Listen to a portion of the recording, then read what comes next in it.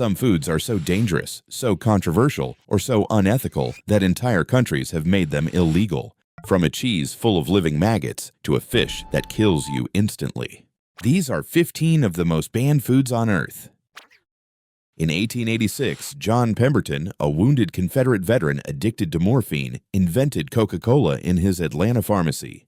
It was marketed as a brain tonic and intellectual beverage that would cure headaches, fatigue, indigestion, and even morphine addiction itself. The original recipe contained 2 active drugs, cocaine extracted from coca leaves and caffeine from cola nuts. A single bottle contained about 9 milligrams of cocaine, enough to give a noticeable high. It was sold at soda fountains as a cheerful medicine. Coca-Cola contained cocaine until 1929. That's 43 years of legally selling cocaine in a bottle. The company still imports coca leaves today from Peru, but the cocaine is removed before processing. The flavor of Coke still depends on it. When 7-Up launched in 1929, 2 weeks before the Wall Street crash, its original name was bib label lithiated lemon lime soda. It contained lithium citrate, a powerful psychiatric drug used today to treat bipolar disorder. The drink was marketed during the Great Depression as a remedy for hangovers, anxiety, and depression. Anxious, broke Americans gulped it down for its calming effect, without knowing they were taking actual psychiatric medication. The lithiated label was a selling point, not a warning. Lithium remained in 7-Up until 1948, when the FDA finally banned it from soft drinks. Today, the same lithium that gave 7-Up its kick is the standard treatment for severe bipolar disorder. An entire generation of Americans was, technically, on medication. Dr. Pepper is the oldest major soft drink in America. It was invented in 1885 by Charles Alderton, a pharmacist working at Morrison's Old Corner Drugstore in Waco, Texas. The DR in the name was not a marketing gimmick. Alderton sold it as actual medicine. Alderton designed Dr. Pepper as a nerve and digestion tonic to be drunk 3 times per day at 10 a.m., 2 p.m., and 4 p.m. to fight afternoon fatigue. Pharmacy ads claimed it relieved mental and physical exhaustion and improved energy levels for hardworking Americans. The famous 10, 2, and 4 marketing campaign and the clock face logo Dr. Pepper used for decades was literally a medicine dosage schedule. The vintage clocks at gas stations across America were prescribing soda as treatment. In 1893, a pharmacist named Caleb Bradham was mixing a sugary drink in his New Bern, North Carolina drugstore. He called it Brad's Drink and sold it to customers as a cure for stomach pain, indigestion, and peptic ulcers. The name Pepsi came from pepsin, a digestive enzyme. Bradham believed his drink could ease the digestive issues that plagued late Victorian America. He renamed it Pepsi Cola in 1898 to highlight its supposed medicinal properties. The pepsin enzyme was thought to help break down food in the stomach. By 1923, Pepsi had so overpromised on its medical claims that the company went bankrupt twice.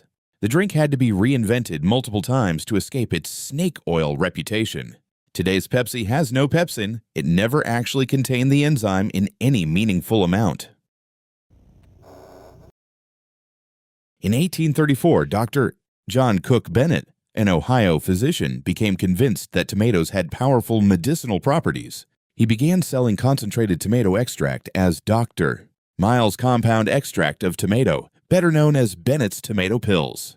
Bennett claimed his tomato pills cured diarrhea, indigestion, jaundice, rheumatism, and even cholera. The product became a national craze. Competing tomato pill brands flooded the market, and ketchup itself was sold by pharmacists as a digestive remedy. By 1850, the FDA had to investigate. Most tomato pills contain no tomato at all, just laxatives in fancy capsules. The scandal collapsed the entire industry, but ketchup survived as a condiment. Heinz launched their famous ketchup just 20 years later, without medical claims this time. For 3,500 years, chocolate was not a candy. It was a sacred drug. The Olmecs, Mayans, and Aztecs ground cacao beans into a bitter, spicy drink consumed only by priests, warriors, and royalty. The Aztecs believed it was a gift from the god Quetzalcoatl. When Spanish conquistadors brought cacao to Europe in the 1500s, doctors immediately classified it as medicine. It was prescribed for fevers, stomach pain, anemia, low libido, weak nerves, tuberculosis, and to help women conceive. Pharmacies sold it as drinking medicine for 200 years. Modern science has confirmed chocolate really does contain mood-altering compounds, theobromine, caffeine, phenethylamine. Aztec priests weren't wrong.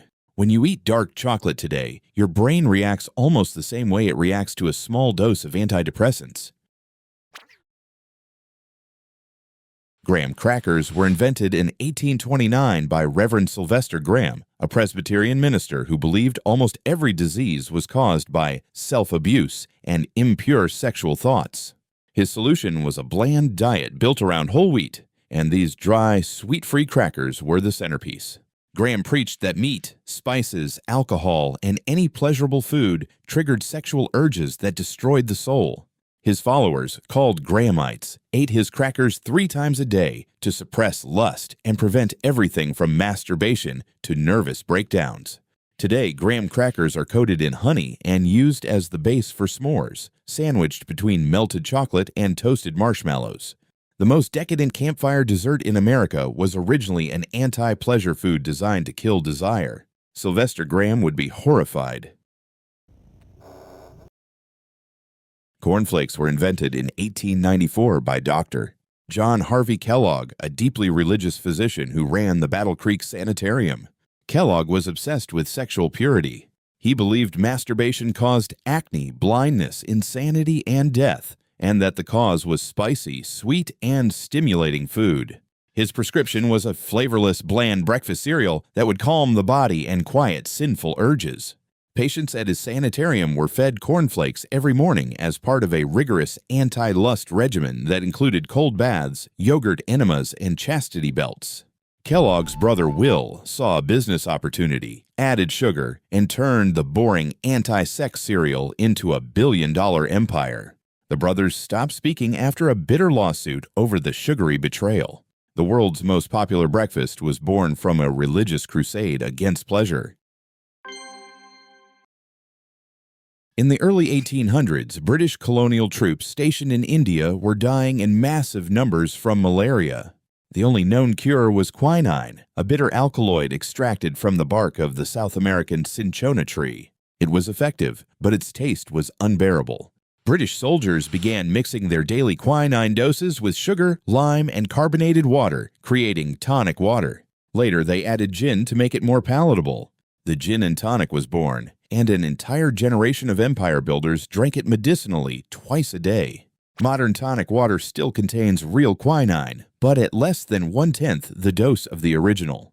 You'd have to drink 20 liters of tonic water a day to get any real anti-malarial effect. The famous bitter taste of Schweppes today is a faint echo of a 200-year-old life-saving drug.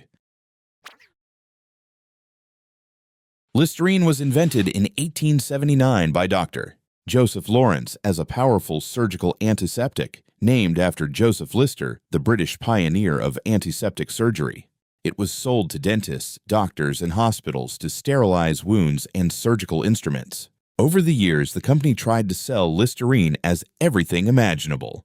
It was marketed as a cure for gonorrhea, dandruff, athlete's foot, sore throats, and, yes, as a household floor cleaner. None of those uses caught on. The product was struggling for decades. In 1920, the company invented a new medical condition to sell Listerine, halitosis. Bad breath had always existed, but no one talked about it. The marketing campaign, "Always a bridesmaid, never a bride," terrified Americans into rinsing daily. Listerine sales jumped 4,000%. They invented the disease to sell the cure. Honey is the oldest known medicine on Earth, and one of the only ancient remedies still used in modern hospitals. The ancient Egyptians prescribed it for over 900 conditions, including burns, wounds, eye infections, and digestive problems. They also used it to embalm the dead. Honey contains hydrogen peroxide, low water activity, and a powerful enzyme called glucose oxidase, all of which make it lethal to bacteria. Wounds dressed in honey stay sterile and heal faster. The Ebers Papyrus, written in 1550 BC, describes honey treatments still recommended by some modern doctors today. In 2015, archaeologists opened a 3,000-year-old jar of honey buried in an Egyptian tomb. it was still perfectly edible. Honey is one of the only foods that never spoils, and FDA-approved medical-grade honey is used in modern hospitals to treat antibiotic-resistant wound infections. For most of human history, cinnamon was not a flavor, it was a treasure. In ancient Egypt, it was used in mummification, prized above gold. In the Roman Empire, Emperor Nero burned a year's supply at his wife Poppaea's funeral as a sign of grief. Cinnamon was rare, exotic, and deeply medicinal. Medieval physicians used cinnamon to treat coughs, sore throats, indigestion, and arthritis. During the Black Death of 1347, doctors stuffed their beak-shaped plague masks with cinnamon, cloves, and other spices, believing the strong aroma protected them from miasmas that carried disease. The spice trade Europeans fought wars over, Portuguese, Dutch, and English bloody empires, was largely driven by cinnamon. Ceylon, modern Sri Lanka, was invaded and reinvaded for centuries by Europeans seeking cinnamon trees. A single spice you sprinkle on your latte once shaped global history.